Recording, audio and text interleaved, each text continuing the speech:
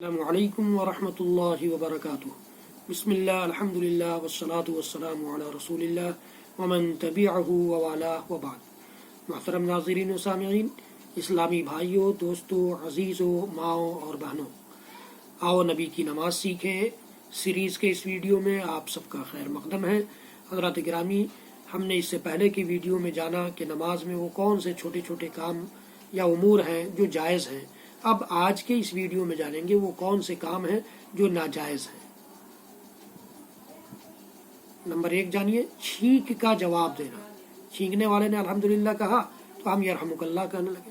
معاویہ بن حکم سلمی رضی اللہ تعالیٰ عنہ کی کل روایت میں نے پیش کی تھی آپ کے سامنے کہ اللہ کے رسول صلی اللہ علیہ وسلم کے ساتھ وہ نماز پڑھ رہے تھے کہ ایک آدمی کو چھینک آئی، تو انہوں نے چھینک آئی تو میں نے یرحمک اللہ کہہ دیا۔ معاویہ بن حکم خود کہتے ہیں کہ میں نے یرحمک اللہ کہہ دیا، تو نماز کے بعد آپ صلی اللہ علیہ وسلم نے فرمایا یہ نماز ہے، اس میں دنیا کی باتیں کرنا درست نہیں ہے، اس میں اس طرح کی باتیں نہیں کی جاتی، چھینک کا جواب نہیں دیا جاتا۔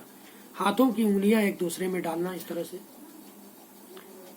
طرح سے منع ہے۔ نماز کے لیے چلے تو ہاتھوں کی انگلیاں ایک دوسرے میں نہ ڈالے، کیونکہ وہ نماز میں ہوتا ہے۔ نماز کی طرف جانے کے وقت جب اس طرح سے کرنے سے منع کیا گیا ہے تو نماز کی حالت میں ظاہر ہے کہ منع ہے، تو نماز کی حالت میں ہوتا ہے نماز کے لیے جانے والا، تو اللہ کے رسول نے گویا یہ بتانا چاہا ہے کہ نماز کی حالت میں جس طرح سے یہ منع ہے اسی طرح نماز کے لیے جانے میں بھی منع ہے۔ نماز کی طرف جاتے ہوئے انگلیاں ڈالنا ممنوع ہے، اس لیے نہیں ڈالنا چاہیے۔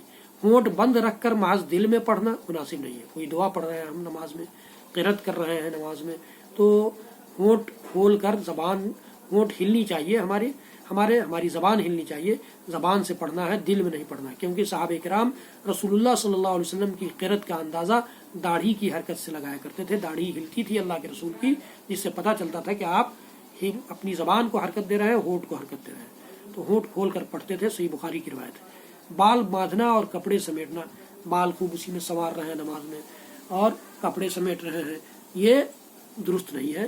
یہ صحیح بخاری کی روایت ہے، صحیح مسلم کی روایت ہے۔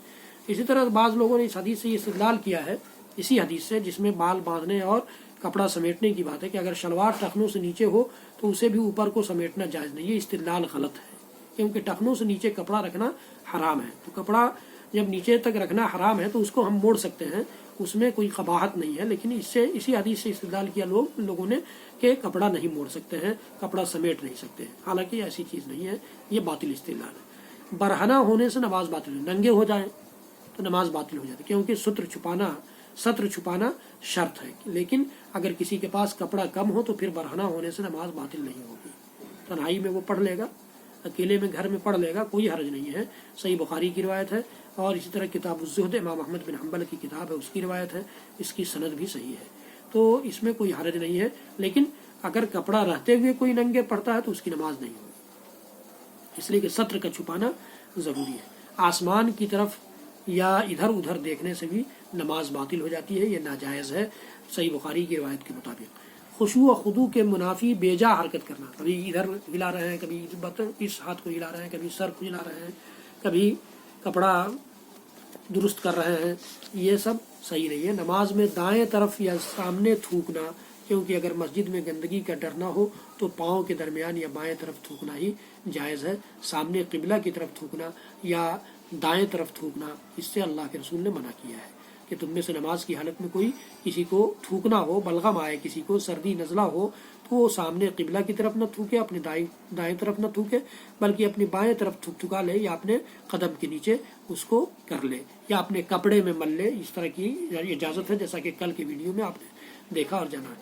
دعائیں یا قرات بلند آواز سے کرنا، دعائیں یا قرات بلند آواز سے کرنا یہ بھی صحیح نہیں ہے۔ کیوں؟ اس لیے کہ جو نماز سری نماز ہے اس میں قرات اگر امام ہے تو وہ بلند آواز سے قرات کرے گا، یہ جہری نماز ہے تو اس میں بلند آواز سے قرات امام کرے گا، سارے لوگ نہیں کریں گے، اور سری نماز ہے تو نہ اس میں امام بلند آواز سے قرات کرے گا اور نہ ہی مقتدی کریں گے، اور کسی بھی نماز میں دعاؤں کو بلند آواز سے نہیں پڑھا جائے گا۔ لا یجہر بعضکم علی بعض بالقراءۃ فی الصلاۃ، کوئی بھی شخص نماز میں اونچی آواز میں قرات نہ کرے، مسند احمد کی روایت ہے۔ تو یہ ان نمازوں کے لیے ہے جو سری نمازیں ہیں، اور یا آدمی تنہا کوئی نفل نماز پڑھ رہا ہے اس کے لیے ہے، تو سری نمازوں کے لیے یا لوگوں کے ساتھ جماعت سے نماز پڑھ رہے ہیں اس کے لیے ہے۔ یہ چیزیں تھیں جو نماز کی حالت میں ممنوع ہیں، ناجائز ہیں، ان سے بچنا چاہیے اور اپنی نماز کو صاف ستھرا کرنا چاہیے تاکہ اللہ رب العالمین کے ہاں ہماری نماز خشوع و خضوع کے مرتبے پر فائز ہو کر مقبول ہو سکے۔ رب العالمین ہم سب کو توفیق دے کہ ہم اپنی نمازوں میں خشوع و خضوع برتنے والوں میں سے بن جائیں، اپنی نمازوں کو خالص رب العالمین کے لیے ادا کرنے والوں میں سے بن جائیں، ہماری نمازیں نبی اکرم صلی اللہ علیہ وسلم کی سنت کے سانچے میں ڈھل جائیں۔ رب العالمین ہم سب کو اس بات کی توفیق دے۔ حضرات گرامی، اس ویڈیو کو زیادہ سے زیادہ لوگوں تک شیئر کریں تاکہ آپ کے لیے میرے لیے صدقہ جاریہ ہو۔ میرے چینل کو سبسکرائب کریں، بیل آئیکن ضرور دبائیں، اور یوٹیوب پر میرے اور بہت سارے ویڈیوز دیکھنے کے لیے شاہد اقبال سنابلی ٹائپ کر کے آپ دیکھ سکتے ہیں، وہاں دیکھیں۔ وصلی اللہ تعالی علی نبینا محمد وعلی آلہ وصحبہ وسلم۔ سبحان ربک رب العزۃ عما یصفون وسلام علی المرسلین والحمد للہ رب العالمین۔ والسلام علیکم ورحمۃ اللہ وبرکاتہ۔